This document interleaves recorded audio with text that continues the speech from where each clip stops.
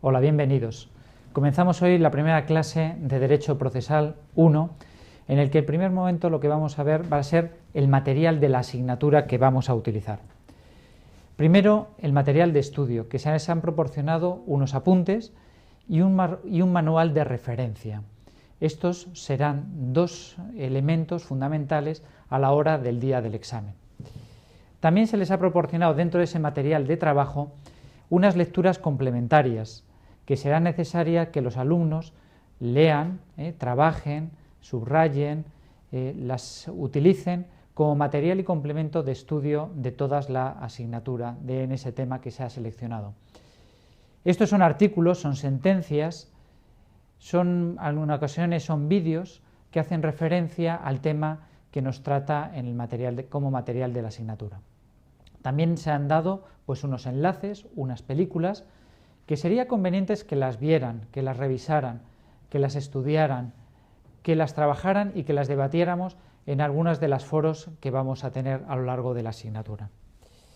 Comenzamos con la primera sesión, que queremos hacer un resumen de en qué consiste la asignatura de Derecho Procesal 1. Veremos que hay lo común de Derecho Procesal, que lo vamos a ver de la clase 1 a la séptima. Esta clase, de la 1 a la séptima, vamos a tratar de todo aquello que hace referencia al derecho procesal sin más cuestión que tanto al derecho procesal civil como al derecho procesal administrativo, al penal, al militar, etc., al laboral. En ella, vamos a ver, por un lado, en qué consiste la jurisdicción, en qué consiste la acción, en qué consiste el proceso, en definitiva. Si vemos estos tres elementos y dando unas pequeñas pinceladas de lo que consiste el derecho procesal, vemos como la jurisdicción como aquella potestad excluyente del Estado, que actúan los tribunales de justicia precisamente para proteger a los ciudadanos. Estos están escudados, por decirlo de alguna manera, con los jueces y los magistrados, y algo que desde el año pasado, del año 2009, es muy común en toda la justicia en este país, que son las oficinas de justicia, precisamente las oficinas judiciales. Por otro lado, nos encontramos con la acción, que es ese derecho de los ciudadanos a obtener una tutela judicial efectiva, ese derecho que tienen los ciudadanos a ser escuchado por los tribunales de justicia, es ese derecho que tienen los ciudadanos precisamente a resolver sus problemas a través de un árbitro. Ese árbitro se le llama juez, y resolver pacíficamente sus asuntos con otros ciudadanos a través del Estado, que para eso, en parte, para eso está. Y por último, el proceso, que el proceso viene a ser ese instrumento exclusivo y excluyente por parte que pone el Estado precisamente para relacionarse los sujetos, partes del proceso, a través de la acción y llegar a los jueces y magistrados y resolver de esa manera, como hemos dicho, pacíficamente sus avenencias. Bien, esa jurisdicción está formada, como hemos dicho, de los jueces y magistrados, de la oficina judicial, en todos sus elementos. Esto lo iremos explicando a lo largo del curso de Derecho Procesal 1. También la acción. Como otro elemento que tiene un grave contenido subjetivo, tenemos al Ministerio Fiscal, a los abogados, a los procuradores y, sobre todo, las partes. Las partes del proceso, que son aquellas personas que intervienen en el proceso y que se ven, por un lado, o bien es actor o bien es demandado. Si vemos el triángulo que se ha presentado, podemos observar y marcamos en líneas azules el verdadero recorrido. El recorrido es triangular, por un lado va de izquierda a derecha el proceso y del proceso va a la jurisdicción, nunca estando abierta, como se ve tachado en ese triángulo, en lo que la relación entre la acción, es decir, entre el sujeto y la jurisdicción o los jueces y tribunales, que siempre se tendrá que realizar a través del proceso y nunca directamente a través del otro recorrido. Ahora bien, nos falta un elemento, que es el objeto.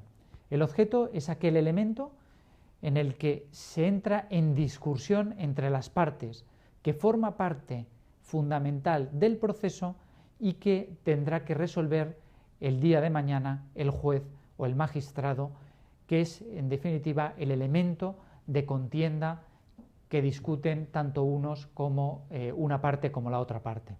Unas veces es una cuestión material, otras veces es un derecho o un reconocimiento de un derecho futuro o de un derecho pasado. Eso ya se verá cada uno de los casos y dependiendo del derecho material que en esos momentos se quiera aplicar o se reclame.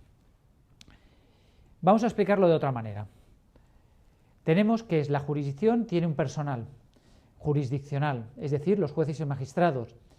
La acción tiene un personal no jurisdiccional, que son el Ministerio Fiscal, también los abogados del Estado, los abogados, los procuradores y sobre todo las partes como sujetos principales de ese proceso. Y el proceso, que es el proceso, viene a ser las vías de tren sobre las que va el procedimiento, es decir, el objeto del proceso se conduce a través del proceso.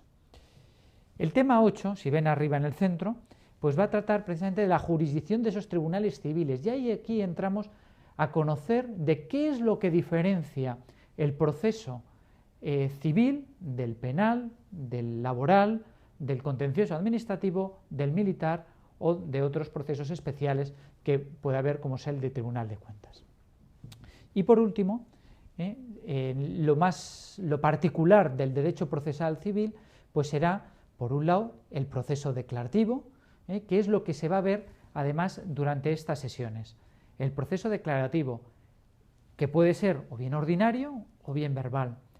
De una manera muy especial, solo vamos a ver el proceso ordinario. ¿Por qué razón? Bueno, por la siguiente razón. Porque el proceso ordinario o el procedimiento ordinario siempre es mucho más amplio que el verbal. Y las peculiaridades que tiene el proceso ordinario siempre serán mucho mayores que las del procedimiento verbal. Para que nos hagamos una idea, mientras que el procedimiento ordinario nos hace ver un estándar de todo lo que es el proceso, en el proceso verbal vamos a ir restringiendo algunas de los acometidos o de las partes de ese proceso, siendo un proceso, por decirlo de una manera, más abreviado, un proceso más sencillo, más simple, que lo que nos hace ver y que nos hace ser, en definitiva, un procedimiento mucho más rápido, en principio. Y luego el procedimiento ejecutivo. El procedimiento ejecutivo, que viene a ser, en definitiva, será estudiado el año que viene, o en Derecho Procesal 2, y viene a ser la ejecución de aquella sentencia en la cual ha tenido una resolución en el proceso declarativo. Por último, ver cuál es la finalidad de esta asignatura. La finalidad de esta asignatura es poner en conocimiento todos estos elementos y todos aquellos elementos que componen estos elementos que hemos visto. En definitiva, que cuando hablamos de jurisdicción, cuando hablamos de acción, cuando hablamos de proceso, están integrados por una infinidad de elementos, de conceptos, que lo que nos hace ver precisamente, que nos forja precisamente ese derecho jurisdiccional, esa relación entre los sujetos, partes del proceso y los jueces tribunales, e incluso más allá, que es la aplicación de la sentencia. Muy importante, el esquema de la asignatura. Eso es muy importante. Si algo se les va a pedir en esta asignatura es que tengan un conocimiento claro del procedimiento, de ese esquema de la asignatura. ¿Por qué? Porque ese conocimiento de la asignatura lo que nos hace ver, ese esquema de la asignatura lo que nos hace ver y comprender es cómo es un procedimiento. Este procedimiento, como si fuera una vía de tren, que hemos hablado antes, viene a ser siempre una línea recta donde van saliendo un ramal y luego se va uniendo a otro un poquito más adelante y así sucesivamente, y de esta manera se va forjando el procedimiento. El procedimiento siempre es el mismo, siempre. La única cosa es que esos ramales puede haber más o menos ramales dependiendo de la habilidad y del conocimiento que un abogado, que un procurador, en este caso, puedan ir teniendo a la hora de defender a su cliente. Y por último, la integración de los dos elementos en un esquema de la asignatura. Este viene a ser el último elemento que viene a ser la integración, la fusión, el conocimiento perfecto de uno con el otro.